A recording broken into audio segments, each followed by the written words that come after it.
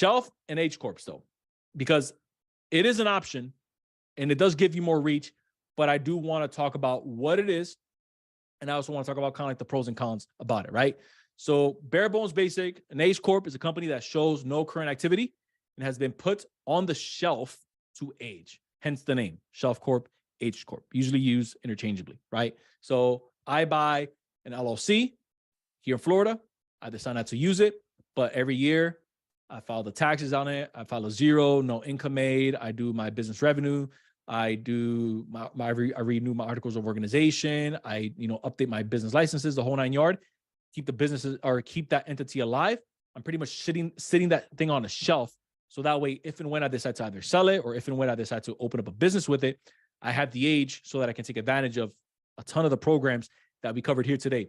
So the company is pretty much sold by a person or by the group who started it without having to go, or the person who buys it can pretty much buy it from a person or a program or a company without having to go through the same process that maybe someone would if they just started an LLC from scratch. Now, why do people buy this stuff?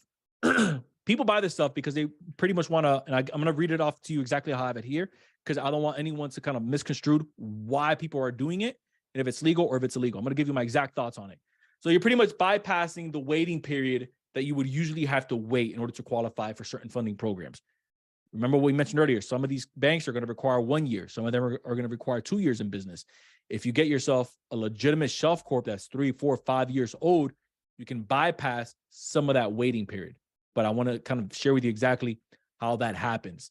You're able to immediately qualify and bid on government contracts. I actually learned this right here from one of my clients. And so he kept getting kind of like outbid because he didn't have, I guess, and I'm not like the most savviest person with government contracting. So I'm kind of going off of what he was kind of giving me. He was under 2 years. And so what he did was he pretty much had to partner up with someone who had an entity set up for 5 years. And so they were able to bid on bigger contracts through that entity. So they kind of set up like an umbrella structure. So it was almost like a partnership. Now, obviously, I know there's people in here that this is what you guys teach, but I'm going based off of kind of like what worked for him, right? So with bidding on government contracts, that really helped them out and could probably help you out as well. Convenience on securing more funding, which is what most people probably want to get a shelf corp for, is you just want to secure more funding. And then it's also going to season an older corporation. So the date that it creates, the credibility is enhanced, and it's going to position you faster if set up correctly. The other side of it, which I won't spend too much time on, is obviously asset protection and privacy. But here's some cons on the shelf corps, and then I'll kind of give you my thoughts on it. They can come with some tax liens, some tax issues, some UCC filings attached to them. So be wary of that.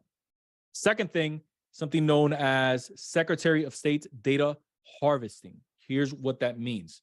I know it's on your screen, but I'll break it down in real time. So let's say that I have, or I see an H Corp, or I see a corporation that's on Secretary of State, ABC LLC. It's on the Secretary of State, and it's, let's say, 30 years old. I say, ooh, that thing is 30 years old. I saw that it's been out of business, though, for about 10 years. Let me reinstate it. I reinstate it, get everything lined up. Doesn't have any tax liens, doesn't have any UCC filings. Like, it's clean. Like, you would think from the outside, it's clean. I go out and I resell it. Most people would think that, oh, wow, he picked up a gem.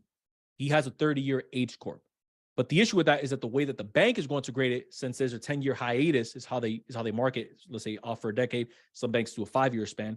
Let's say if it's off for a decade for the purpose of this example, they're going to say that this is a new corp.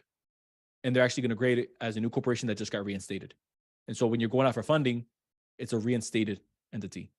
So it's not an actual aged entity. Something to keep in mind.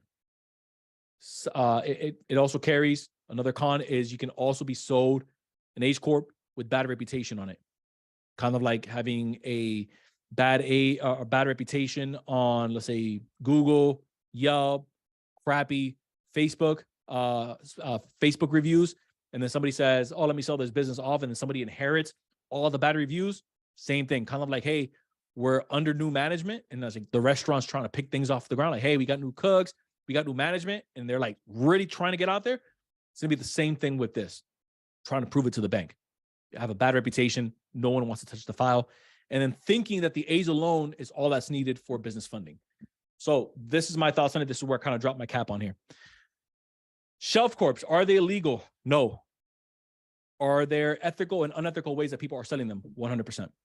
There's ethical ways that people are selling them, and there's unethical ways that people are selling them. I don't have a slide on here that is giving anyone where to buy them because I want you guys to do your own homework. The reason why I want you guys to do your own homework is because I don't want it to be one of those things where you buy it, let's say off of a website that you saw here, and then you get pretty much bit in the butt.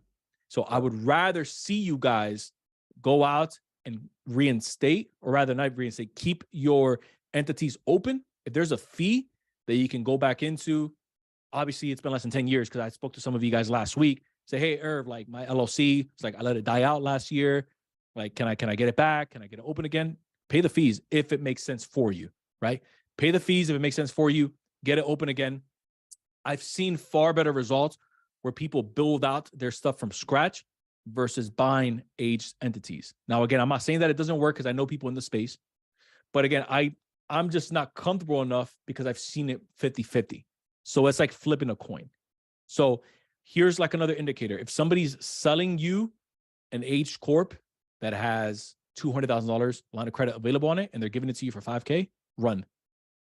If somebody is selling you aged corps and they're saying, hey, it comes with these tax documents, built out business credit, $5-6K, run. It's worth way more than that. It's worth way more than that. And so that's kind of like where I want to leave it in. And so my two thoughts on this is, again, I'd rather see you build it out than buying it out because it's going to be a lot safer and it's something that you can control. But again, I'll leave it up to you. That's why I wanted to give you both sides of the board.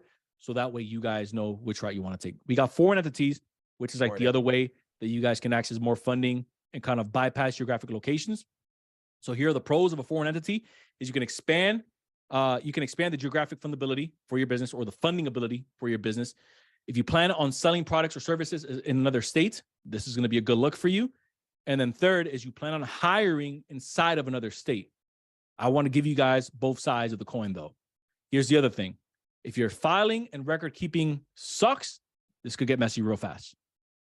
The reason for that is what I have listed all the way at the bottom. There's something known as nexus. Nexus means that your business has enough presence inside of another state for you to be what they consider engaged in business in that state, which means that you're going to also get taxed in that state. So when you're doing your research on which state, Rad nailed it earlier, where he said, hey, you may want to consider taking a look at states that don't have any type of state taxes, right? Because if I go and let's say I have 4 banks that I want to hit in Cali, and part of my business is e-com, and I say, you know what, let me go to Cali. Things are going pretty good. I hit 4 banks. I get $250,000 in funding. And I say, I can probably buy products out here for cheap or cheaper than what I maybe can out here in Florida. And maybe I can have like a small little distribution center. I can maybe hire like a small rep to maybe ship it out of a little warehouse. Congratulations, Irv. You've just now created something called Nexus, which has now become a taxable event, which means that I'm now going to have double tax. I'm going to be taxed here in Florida, and I'm also going to be taxed because I have enough business presence in Cali. So now I have to pay, I'm not even sure where you guys are at, 50-60% in taxes just because of the way I'm set up now. And so I want you guys to know that, because you want to pick wisely, and then you want to make sure of not to do too much to get you over the line to create that taxable event. So when you're setting up your foreign entities, make sure that you're established right. Like, try not to do too much is what I'm saying. If you guys are kind of catching my flow here, trying to speak with code, so that way you guys aren't hit with taxes. So working with the banker is the other one. I touched on this a lot last week. So if you guys haven't checked that out, working with the banker, relationship manager, they're essentially able to submit your applications for you on your behalf. And so pretty much our relationships become their relationships. And so the only thing that we ask them is like, yo, just treat them right. You know what I mean? Like, you came through us. And so just make sure that you're treating these people right, because obviously they're trying to hit their numbers in the bank and you're trying to hit your numbers in your business. And so it's a two-way street. So with them, like I mentioned last week, they apply on your behalf. They can submit it to underwriting on your behalf. And if something comes back flagged, they'll let you know what it is. So on top of the EWS stuff that I shared with you guys earlier, you also get it here with them. Now, you want to ask for credit limit increases before activating accounts. So if you get like 2 or 3 business credit cards and you're like, man, 20K, I thought I would get 30, 35. Ask for the limit increase before you activate any of the accounts. That right there alone could probably trigger an extra 5 to 7K bump. Not always, no guarantees, but it can trigger that. And you also save yourself a hard inquiry